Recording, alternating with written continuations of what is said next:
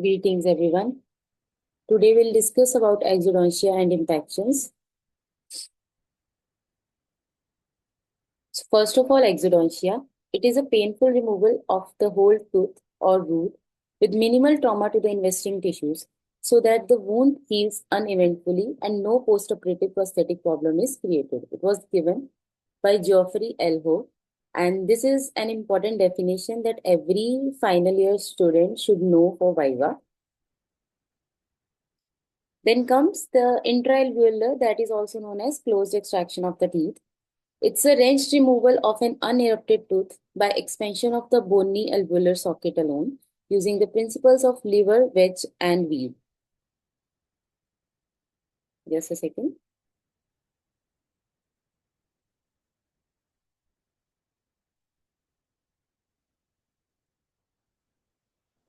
Then comes the transalveolar extraction. It is minor surgical procedure performed for the therapeutic removal of impacted, unerupted teeth that includes access through a surgical flap for visualization and appropriate bone removal to create a path for delivery and facilitate extraction. Now, what are the indication of extraction? So for any exodontia, it should be a grossly carious tooth which is non-salvageable. Endodontically, poor prognosis, again non-salvageable tooth. For any orthodontic reasons, for any prosthetic considerations, if any tooth is impacted, root resorption, periodontal disease is there, periapical infection is there, fracture of tooth or teeth which are involved in the cyst or tumors of the jaw. So there are multiple contradictions. There are relative and absolute contradictions. Relative includes diabetes, hypertension, any cardiac disease, any patient on steroid therapy, pregnancy, blood dischariosis, patient on anticoagulant therapy, toxic goiter, extraction of the teeth in any irradiated patients. Patient underwent, all the patient who underwent radiotherapy, they should not get their tooth extracted within a particular time period. So next we have absolute contraindication. That means that we cannot extract their teeth at by any chance. So it includes uncontrolled diabetes, leukemia, renal failure, cirrhosis of liver, and cardiac failure. So, pre-operative assessment is basically how you proceed with the patient. First, you have to take the history of the patient. Then you have to do extraoral examination, or which is also known as before extraoral. It is known as general physical examination, which you should do in every patient. Whenever the patient enters your clinic, you should thoroughly examine that patient. Then extraoral examination, intraoral examination should be done, examination of the tooth to be extracted, and then any radiographic examination, investigation which needed, and then examination is being done. Now, radiographs, when they are indicated, these are few of the conditions where we get the radiographs. First is any difficulty previously, if there is any difficulty with extraction or attempted extraction, if patient gives the history with the same, close approximation with the important anatomical structures, abnormal root pattern, tooth having periodontal problems, isolated and unopposed maxillary molars. Maxillary molars, why maxillary molars? Because we have important anatomical structure related to them, which is maxillary sinus. Partially erupted, unerupted tooth and retained roots. Now, choice of anesthesia. Mostly, majority of the exodontia is performed under local anesthesia, but yet there are conditions where we do it under general anesthesia. So, local anesthesia is used for the extraction of unerupted and the impacted ones. Local anesthesia is the safest available method we have right now, but there are few of the contraindications like children under the age of 8 years because they cannot differentiate the sensation of pain and the pressure, so they'll not cooperate with you. So either you have to go for conscious sedation or general anesthesia. And in an area of acute infection, you can proceed that under conscious sedation. Uh, then comes the general anesthesia. Any complicated procedures for unpredictable duration, multiple operative sites, and working in areas of mouth with difficult access. So there are few basic principles for exodontia. The first one is that you should clearly access the field and you should clearly look into the field. Then only operate on the field. If you cannot look into the field and if you don't have proper access into the surgical area, you cannot remove any tooth. And then the second basic principle is you have to use a controlled force. You have to control your forceps. You have to control the force you are putting on the forceps or any elevator to remove the tooth. And the third basic principle is unimpeded pathway of the removal of the tooth. Then there are mechanical principles of extraction. The first is you have to expand the bony socket. Then use the liver and fulcrum or insertion of wedges. Now this is liver principle. Now in liver principle, we have three components, that is fulcrum, effort and resistance.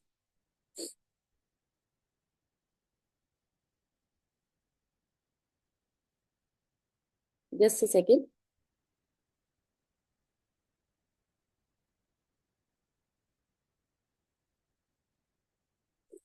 So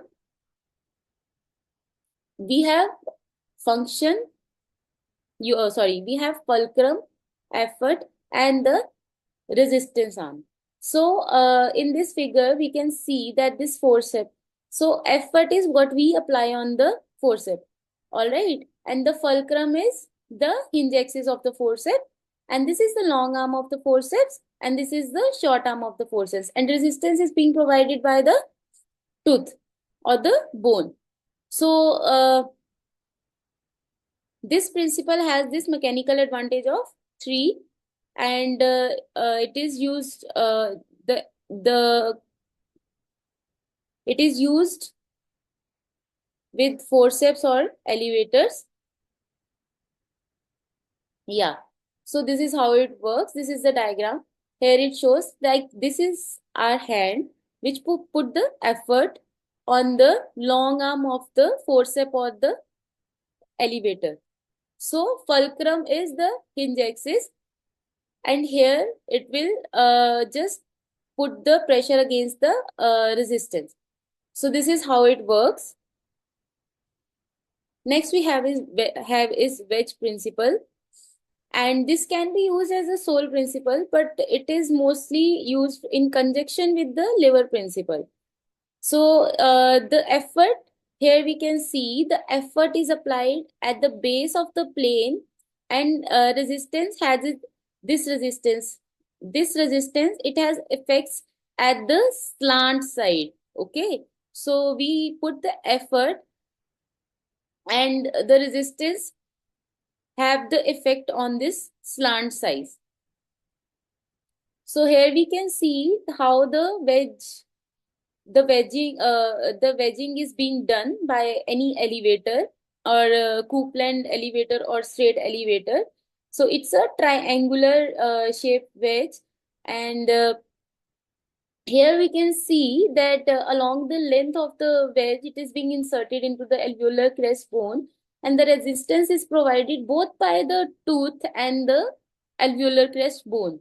So it will create a space here, which will eventually lead to the extraction of the tooth. So the mechanical advantage of wedge principle is 2.5, which is least among the 3 principles. So this is a formula how to calculate the mechanical advantage, that is length by height. And you can, if you want to read about it thoroughly, you can just go through Archer. It has been beautifully explained in that book. And the mechanical advantage of 3 principle is very important, and it's very important viva question as well as competitive exam question. So you should know that liver principle has this uh, uh, liver principle has this mechanical advantage of 3, and wedge principle has this mechanical advantage of 2.5. Next we have is wheel and axle principle. This is a modified form of lever. So here we can see that the effort is applied to the circumference of the wheel. So this shaft, this is known as a, this is considered to be a circle. So the effort is applied to the this circumference of the wheel, and further it turns into an axle. So this axle, it helps to raise the weight. So here we can see that when tooth provides the resistance and the force is applied to this circumferential wheel, this axle lift the weight. Okay. So mechanical advantage for this principle is 4.6, and this is how so this is a diagram showing combination of wedge and wheel and axle principle, how they both work. Okay. So next is position of the operator. This is very important, because if you don't know the position of the operator and position chair position, you won't be able to remove the tooth effortlessly. Okay. So first is upper quadrants. For any upper quadrant, the operator have to stand right front position. Okay, on the right front position. So next we have is lower right quadrant. So for this lower right quadrant, you have to stand at 11 o'clock. You have to stand for right lower quadrant at 11 o'clock. Then comes the lower left anteriors. So for lower left anteriors, you have to stand at the 10 o'clock. And then for lower left posteriors, you have to stand at right front position again, that is 7 o'clock. Now comes the operator position. So here, as we can see that for maxillary teeth, the occlusal plane should be 45 degree to the floor, and chair, now you can see here that the chair should be adjusted so that the site of extraction is maxilla. The site of extraction is about 8 centimeter. This area, this is 8 centimeter below the shoulder level of the operator. All right. Next is mandibular teeth. For mandibular teeth, the chair should be in upright position. Now here we can see the patient is in upright position, and the mandibular occlusal plane is parallel to the floor, and the height should be adjusted so that this tooth is about, so the difference between this and this operator's elbow should be almost 6 inches below. The operating side should be below 6 inch of the operator's elbow, right? Now what is the role of non-dominating hand? First is reflection of reflection of soft tissue. Then next is protection of other teeth. Then here we can see that it also used to support and stabilize the mandible, like in this picture. Then it also is used to support the alveolar bone and for any tactile information. Next we have is dental elevators. So we have classification. The first classification is according to use. Now elevators, they are first is they are designed to remove entire teeth. Now these are the name of the elevator which are used for to remove the entire teeth. Then there are elevators which are designed to remove the roots broken at gingival line. Then there are elevators which are designed to remove the broken halfway to the apex. Then to remove the apical third of the roots, and designed to reflect the mucoperiosteal. So this is Number 9, Morse periosteal elevator, which we use, which we use in our daily practice, right? So next we have is according to the form. So according to form, we have straight elevator, angular elevator, and crossbars. Now this is the part of elevator. This long arm is known as handle. This is shank, and this working edge is blade. Now these are the few of the armamentariums. You can just go through it, that what all is being used in the oral surgery to for exodontia. Now this is a pathway, the path of withdrawal. How to withdraw a tooth? Okay. So if the root curvature is distal, you have to exit the root like on the same curvature. If you will exit it on the right, on the wrong curvature, you will just end up with the broken root. Okay. Next we have is forceps. It helps to dilate the alveolar socket, luxate the tooth, and remove it easily. Now the upper forceps like this, they have beaks which are parallel to the long axis of the handle. So this is the long axis and the beaks are parallel to the long axis. Whereas in lower jaw, the beaks, they are at right angle to the long axis of the handle.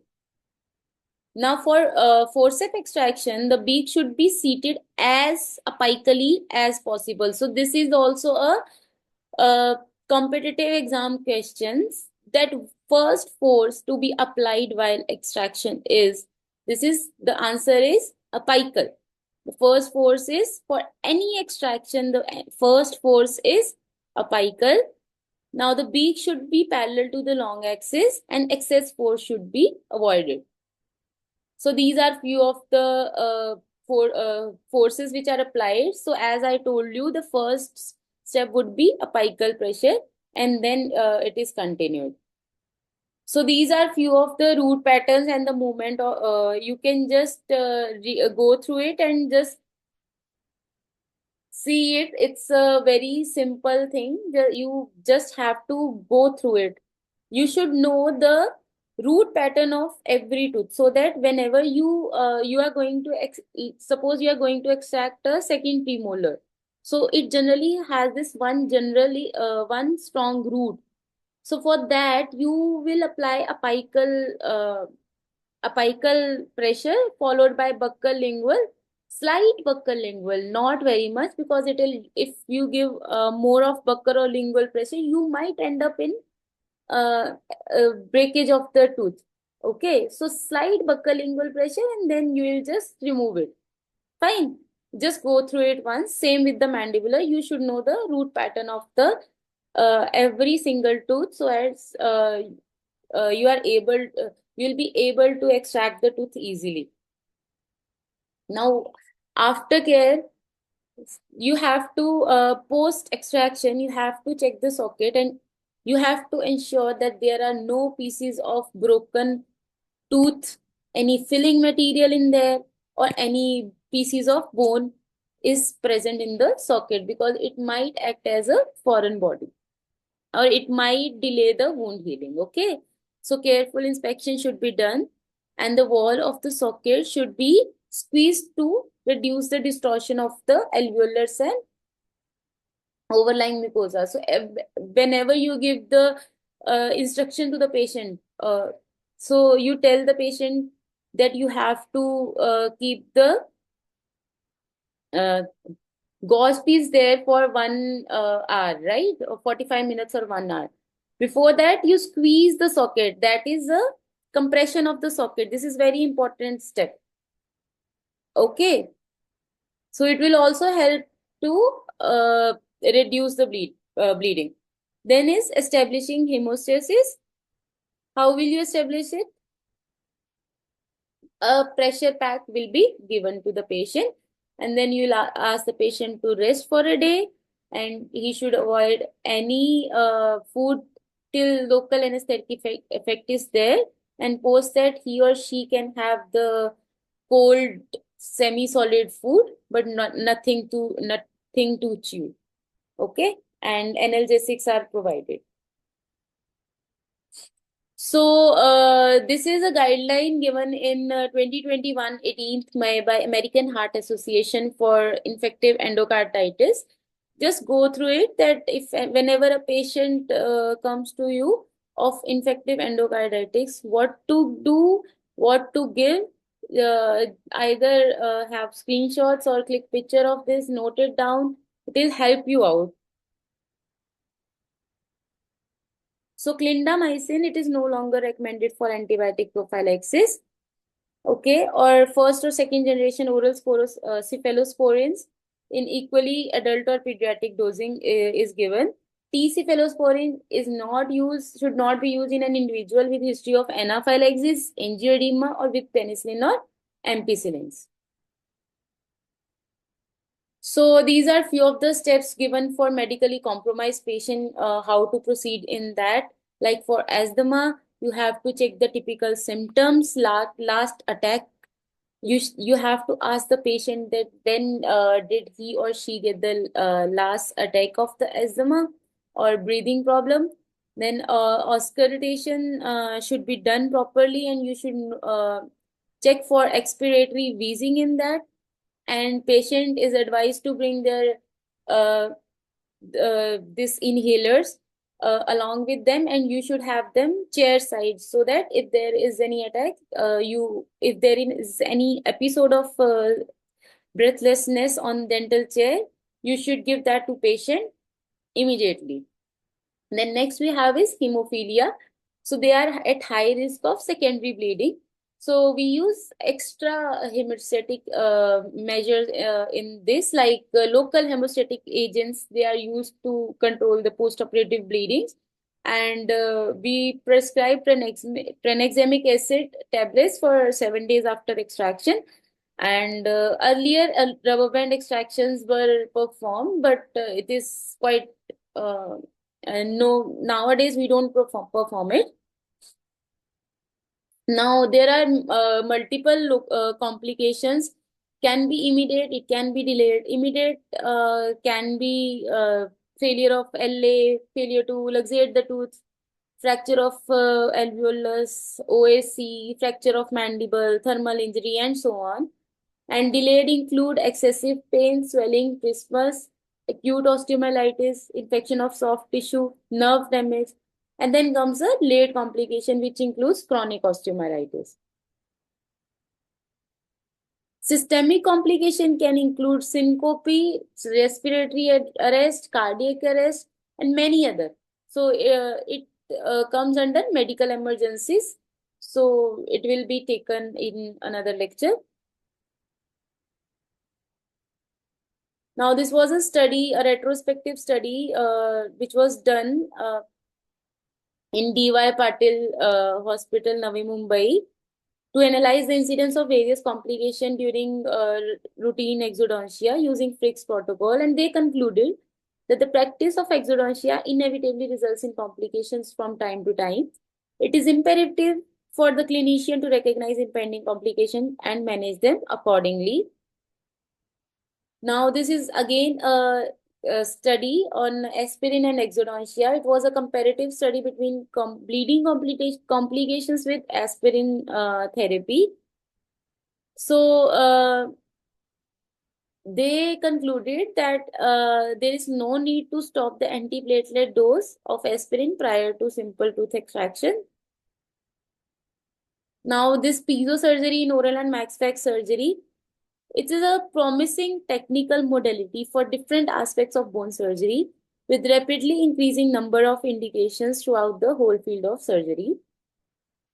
Now, this is a study done to compare between physics and conventional forceps in simple dental extraction, and they concluded that physics forceps, they are innovative extraction instrument, and by using them, it is possible to perform difficult extraction with predictable results and without need to reflect a flap. So basically, this forceps, they decrease the incidence of fractures, crown fracture, root fractures, bone fractures in compared to the conventional forceps. These are the physics forceps. So extraction, simple extraction has been concluded. Now we'll come to the next we have is impaction. Now by Archer and Durberg, it is a tooth failed to erupt to its anatomical and functional position because of four reasons: hard tissue coverage, soft tissue coverage, topic tooth position, and superimposing teeth. It has lost its eruption potential and is unlikely to erupt to its anatomical position. Now, this is a chart according to the frequency of impaction. The most frequently impacted tooth is mandibular third molars, then maxillary third molars, then maxillary cuspids, mandibular bicuspids, mandibular cuspids, maxillary bicuspids, maxillary central incisors, maxillary lateral incisors. Now, in a study of 425 Greek patients by Kemberos S. 2000, in 2002 with impacted teeth aged between 18 and 75-year-old, it was found that out of 940 impacted teeth, 499 were found in females and 441 in males. 406 impacted teeth were found in maxilla and 534 in mandible. Now, there are different theories of impaction. The first is orthodontic theory. It says that there are large teeth size with a smaller jaw. So, if this scenario happens, they'll have the impacted tooth. Then comes the Nordine or phylogenetic theory. They says that due to this processed food, there is no need to extra grinding. So that is one of the reason of impaction, and then in 10% cases it is congenitally absent. Then comes to then we come to the Mendelian theory.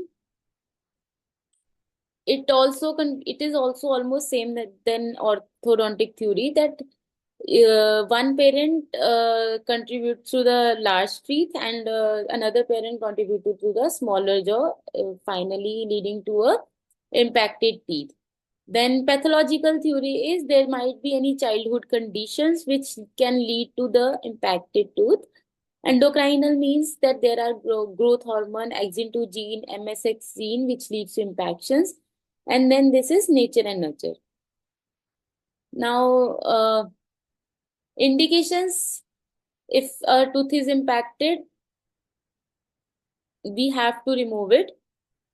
It is almost similar to the previous indication, but it includes uh, more more specific indications which we'll discuss further.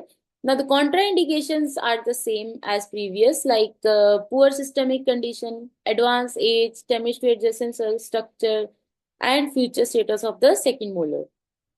Now, classification, there are multiple classifications which are given for impacted third molars, that is Winters, Pell-Gregory, Root-Shibab, Warfaze index, Quex, Manglion, Tanaka, ADA, AAOMS, Hitcham-Nemsi. But most commonly asked question in Viva is Winter classification, Root-Shihab classification, and Quex et al. Classification. According to radiology, there is this Root-Shihab criteria, Hoy-Pointon criteria in 1960, Warfaze index, Pedersen index, and UASA or modified Pedersen. Now, this is the radiological signs which are related to root. So, first is if the root is darkened. So, here we can see there is a darkening of root. Then there is a deflection of root. Then if there is a narrowing of root. So basically these signs, they show us that there is involvement of the canal. Then if there is bifid root apex. Next is if it is related to inferior alveolar canal. So if it is related to inferior alveolar canal, the first sign is diversion of canal. So here we can see that it has been diverted from its pathway. Then if there is this narrowing of the canal, two white line has been narrowed. Here it has been normal, but it has been narrowed here. And if there is interruption of white line, here we can see that there is loss of continuation of the white line.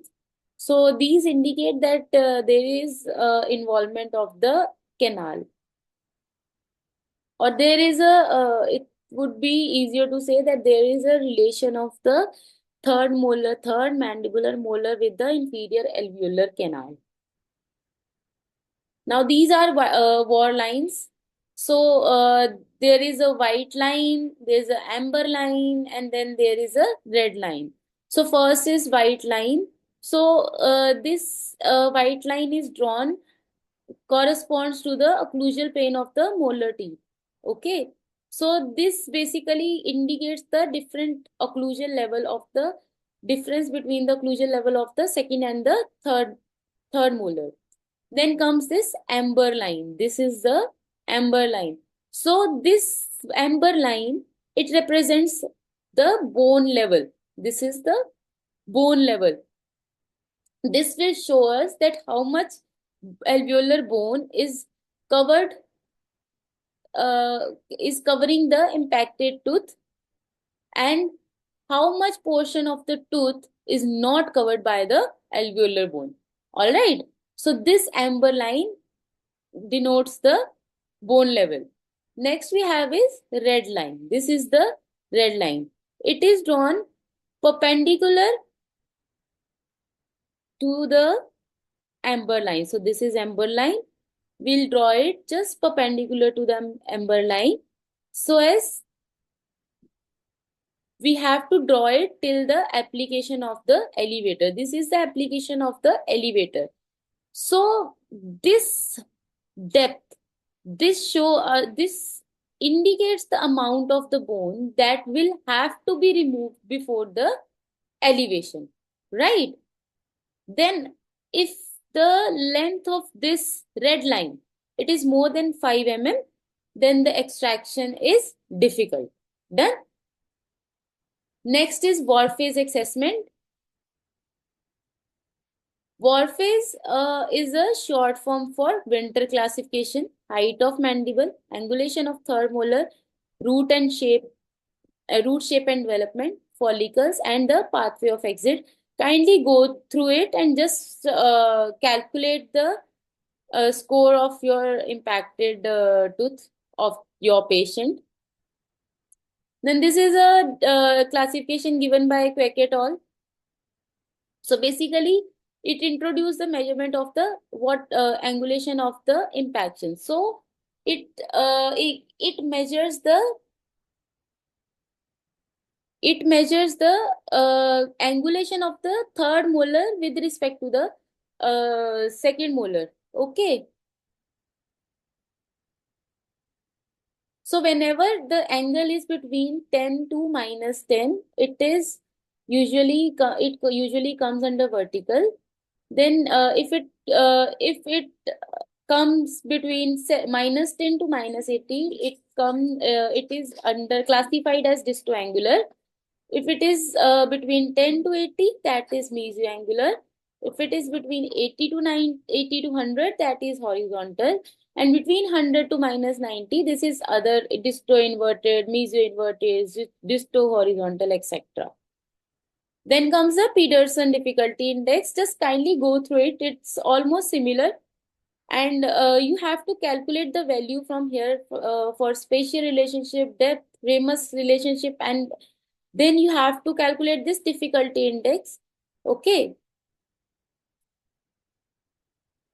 And this is Yuasa's index. Just go through every classification. It is you just have to remember all of this classification. So this is just some important clinical points which I wanted you guys to know, that these are the few surgical anatomy of pterygomandibular raphe. Like distal incision on the pterygomandibular raphe should not go medially because of the lingual nerve injury. Should not be along the crest of alveolar ridge because of the retromolar trigone area. What is the Bord's incision length? Anteriorly, it should be 6.4 mm, middle should be 13.16 mm, and then posterior should be 3 mm, and the total should be 24 mm long. Long incision should be there. So this is a competitive exam question. You should not note it down.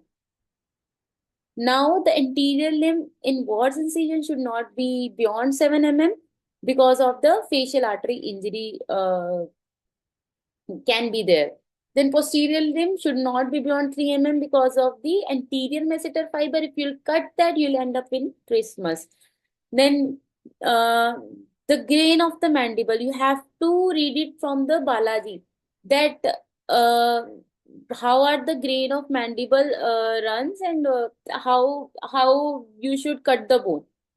Now, what should be the rate of irrigation? It should be normal saline 15 ml per minute should be given at intermittent. Okay, it was given by Siegel in 1999. And for RL, it should be 25 ml. Then now techniques. Murray and Gilbert can be used, calcifry can be used, post-haste. I'll discuss it now.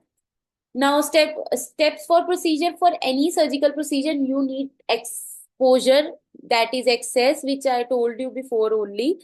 Even for simple extraction or surgical extraction, you need proper access, exposure.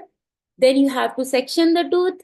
Then you have to elevate it from the bone, debride it, irrigate it properly, reposition your flap, close it nicely, and you should do the post-operative follow-up.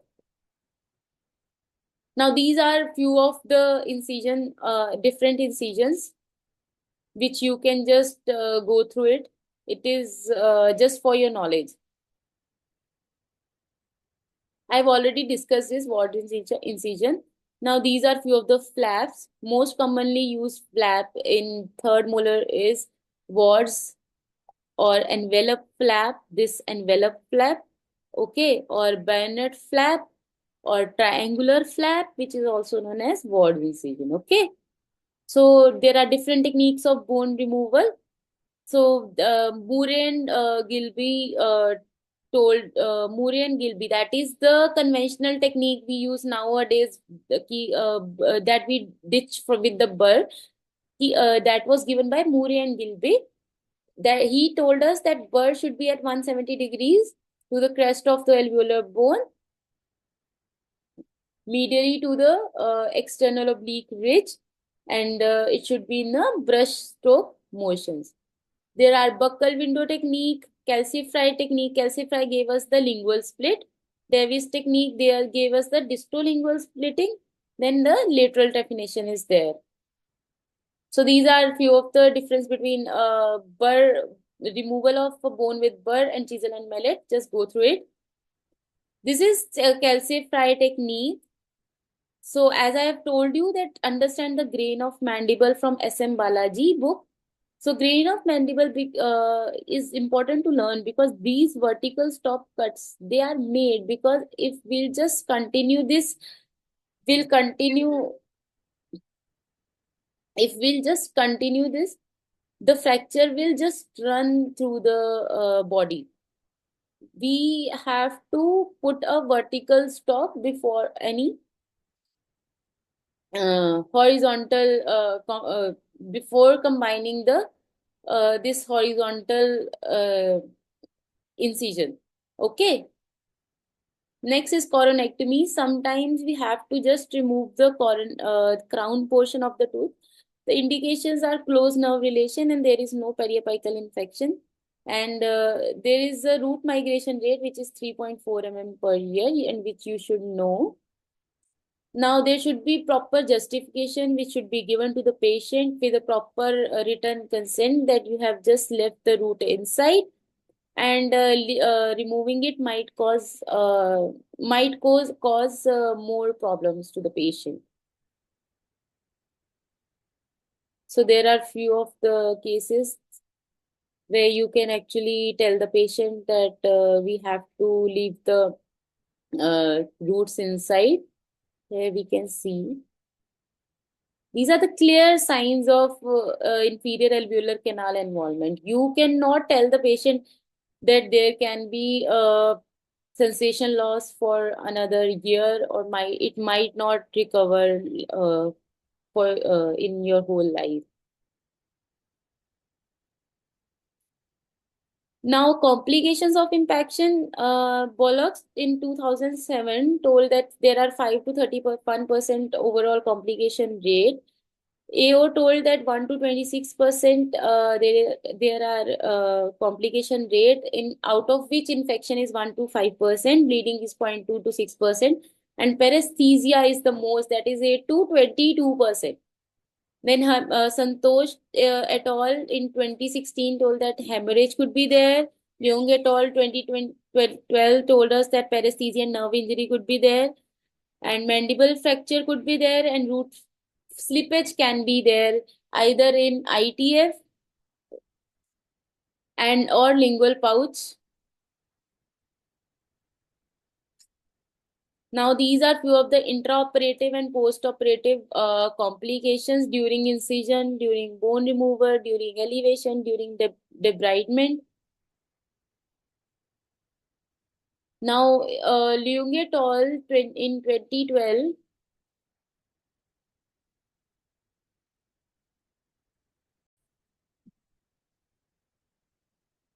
Leung et al. In 2012, they said that the third molar surgery is the most common surgical procedure of the oral cavity with the neurodeficit at prevalence of 0.1% to 22%, for lingual nerve deficit at 0.26% to 8.4% for inferior alveolar nerve deficit. So there are multiple modalities for the treatment of this nerve. It is either by direct micro suturing, nerve or vein conduit, Goretex tube. This is Goretex tube, or external neurolysis. Or we can do just acupuncture and low level laser therapy, causing 50% improvement in the patients. Now, these are few of the article review that pre-op antibiotics. It was done by Toroff et al. In 2023, a systematic review and meta-analysis that pre-op antibiotics, they reduce the infection rate by 69%. Then you can read all the third molar incision in Blanco et al. In 20s, given by Blanco in 2017. All the third molar complication you can just read in the article given by Bollocks in 2007, and coronectomy you can just go through this article, Cervera Espeta, at meta-analysis done in 2016. Now, these are few of the more references. Just go through it once, and you can just read about every detail. Thank you so much. These are my references.